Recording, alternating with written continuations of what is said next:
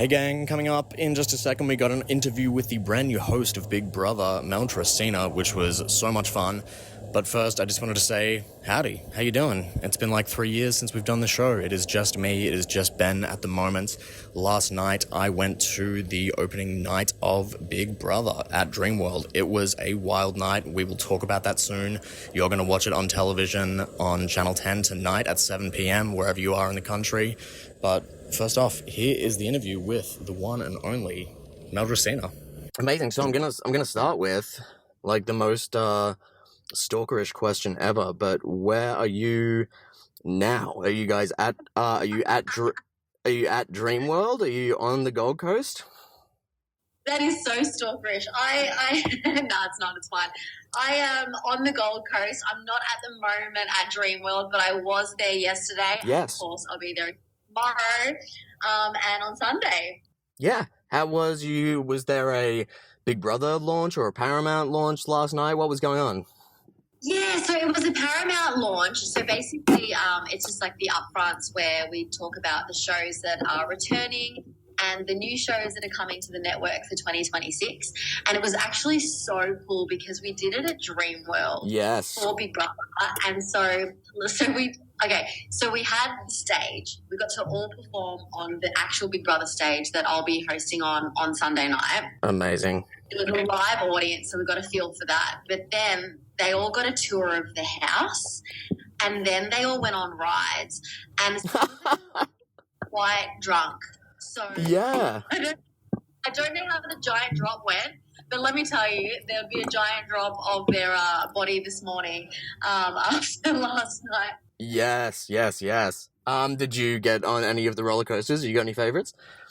Oh, no, I haven't gone on yet. I'm trying to brave myself because every time that I'm there, everyone's like, you should go on a ride. I'm like, I should. But also, I have hair extensions in at the moment. And I don't think that is a smart idea. So I do plan on going on the giant drop. I just don't know when. And a part of me is petrified. So I'm trying to push that back as much as I can. Have you been to Dreamworld? Yeah. As a kid, I went a lot, but the hair extensions is like one thing that I just I guess I haven't thought about as a trouble of being a girl that I haven't had to account for before, that I haven't had to think about. Yeah, and also fake eyelashes. I reckon the wind on that could take them right off. Damn, absolutely. Hey, I spent like a bit of time at Dreamworld in my childhood. Did you ever get to go in and go to one of the original shows or go to the house when you were a kid? Oh my gosh, actually, this is so funny but so embarrassing. I did because I'm from Melbourne. Yeah. And I remember that because I was in part of a dance school, we actually went to Queensland and danced at the different, like Dreamworld, Movie World, awesome. World. So I performed at Dreamworld doing probably like Oops, I Did It Again or something. Which is, I think I've got the photo somewhere. And yes, while we were there, we did do the tour of the house, but I never got a chance to go to the live shows. I only saw the house when it was in between seasons. Yes, I only saw the house when it was in between seasons, I think, at the end of the 2005 season, I think, and I was... Okay. Yeah, and I was a fanatic of the show at the time. I think we went to because it's like about a kilometer removed from the actual park, the original house. Oh, original. Like it's a bit. Yeah, this one is jammed by the looks of it in between two roller coasters. It's just in the middle of two roller coasters. When you're in the backyard, you can see a ride, and there's also the roller coaster. I forget what it's called, but that's not operational at the moment, which I think is working to our favour. But apparently, when you're on the giant drop, you can also see the house. Oh, cool! Very cool. Like it is right there. I actually saw I know on the socials last night they showed the inside of the house for the first time. It looks genuinely incredible. You've obviously been through it in the weeks leading up to and it being built. Obviously, are you pretty stoked on it? Yeah, it looks so cool inside. The first time I stepped in, I had to record my reaction. And it was all legit. I was freaking out seeing the house. And even now when I go, I get so excited. Every time that there's a new person that's a friend or a colleague that comes to the house, I'm like, let me give you the tour. Yes. I want to see their reaction just because it's so cool in there. The paints, like the colours, the lighting, the size of it. I was talking to Fitzy from Ryan Fitzy from season 4. You don't have to tell me. You don't have to tell me who Fitzy is. Oh, I know. But I thought, in case they need a recap. Of course. Thank you. Oh, the house is small, and I was like, oh, baby boy, no more is it small. It is huge. Like, this place is massive. There's so many rooms for activities, and things for Big Brother to get up to with the house. Well, that sounded weird, but you know what I mean. Big Brother can be playing on the housemates. Yes. It's really, really cool this year. I think that it's unlike a house that Australia has ever seen in the Big Brother world. That's what I thought. I was like, this doesn't look anything like the original house in Australia, but it also didn't quite look like any of the like international Big Brothers I've seen either. It just like looked completely unique. I loved it. Yeah, I think like for me, it gives a similar vibe to the Big Brother UK house. Yes. The current season we're on now. Obviously not copying it because it's our own and it's more of a Gold Coast vibe, whereas they're, London, we're Gold Coast. So it's more Gold Coast. But in terms of how epic the house is, when I saw the UK one, I was like, whoa. When I saw the Australian one, I was like, whoa. It's that same level of they've really put in a lot of love into this house and a lot of thought and design. And I love that on the during the process, they were taking polls on the Instagram as to what color paints should we use for the archway, stuff like that. It felt like really like an interactive experience. It was fun. Yeah, well, that's the point. For this season, we are going back to basics in a lot of ways, but we live in a digital age. So we need to be where our audience is, and that is on Instagram, that's on TikTok, that's on YouTube. And so painting the house or help painting the house was just one part of it. Big Brother's got so many more ways that the Australian audience can be interactive with the show, which is what we want. We want you to choose who stays in the house, who wins Big Brother, but there's going to be opportunities along the way to have your say, which I think is really, really cool. That's great. And I think one element that was sort of missing in the past few years when the show went elsewhere was that they were sort of saying, you decide who wins, and it was not even a live process, and the fans had no experience of being a part of the show whatsoever until the very end. So this is like yes. Yeah, whereas this is obviously the housemates will nominate, and whoever they nominate is who Australia chooses from when it comes to nominations. But your vote counts. So if there's a housemate that's nominated that you want to keep, you vote for that housemate to stay. And then at the end, you vote for whoever you want to win. And like I already said, there's going to be some other things that Big Brother's got installed. Like I already know episode 1, the launch, there's already an opportunity for Australia to have their say. So we're not even mucking around. We're like getting our teeth into it. Well, to the best of my knowledge, there is 3 live events in the first week, which means it's going to be action-packed. Yeah, it is action-packed. Pray for me. And the energy. You're happy to be residing on the Gold Coast for a little while? Oh my gosh, I love it. So I'm a Melbourne girl. Yeah, I'm a Melbourne guy. Yeah. Oh, there you go. Okay. I don't know how you feel about the heat, but I love it. Yeah. It is so beautiful up here. It's an absolute vibe. And I reckon, like, that feeling that the Gold Coast brings is quite, like, I know we already, like, for example, speaking about the UK one, right? The house is cool, whatever, but it's the UK. It's cold. Yes. You never see them they're always rugged up. But here on the Gold Coast, it's a completely different vibe. It is warm. It is sunny. It just has this like fresh and fun feeling automatically. Yeah. And it really, I think the house really feeds into that. And the fact that it's part of a theme park just really plays into how interactive and accessible the house is for the audience, because you can go on a ride and see into the backyard. Yes. So yeah, it's pretty. Yeah, it gives a different vibe, but I love being on the Gold Coast. I love the heat. I love the beach. And I think just working at a theme park is such a novelty. And I can't wait to hit up the merch store. I haven't done that yet. But I want to buy some Dream World t-shirts. Totally. I was watching some of the. This is going to sound really nerdy. I was watching the live stream because obviously Big Brother on YouTube has been doing the live streams of the original seasons, and I've been watching bits and pieces. And I tuned in when it was like the launch of the year 2006. And as they walk into the bathroom, there's all these like bud ducks, like these toy like plush ducks. And they actually auctioned those off at the end of the season, and my dad, like, I coerced my dad into buying me one when I was a kid, and they went in, like, because they auctioned off the ones that were in the house, and I saw the duck that I had. I was like, holy shit, I got that duck. And there was like that same, like, that blue plush duck that was like on top of the shower, the blue one, and I went into my bathroom. I was like, I still got that exact one. That's crazy. Oh my gosh, I mean, it's giving Veruca Salt, Daddy. But how much did your dad pay? Do you know?